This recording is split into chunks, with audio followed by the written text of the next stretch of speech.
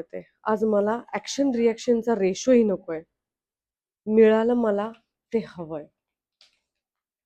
आज किती दिवसांनी, वर्षांनी मला मी असण्याचा आनंद होतोय. लाईफमध्ये कशा कॉम्प्लिकेशन्स आल्या मलाही समजलं नाही. ओव्हर कॉन्फिडन्स किती नडू शकतो, किती पळवू शकतो, मला खरंच अंदाज नव्हता. पण या क्षणाला मला त्या गोष्टीचा रिग्रेट नाही होत. प्रत्येकाच्या आयुष्यात मिथ असू शकतं. रिलेशनशिप्स, प्रेम हे पण विसरून चालत नाही. पार्ट आहे तो आयुष्याचा.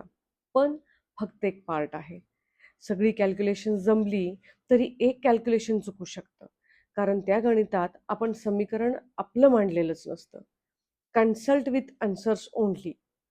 समीकरणातून येणारं उत्तर आणि उत्तर मिळवण्यासाठी केलेलं समीकरण यात राडा तर होणारच. समीकरणातून येणारं उत्तर आणि उत्तर मिळवण्यासाठी केलेलं समीकरण यातून राडा तर होणारच.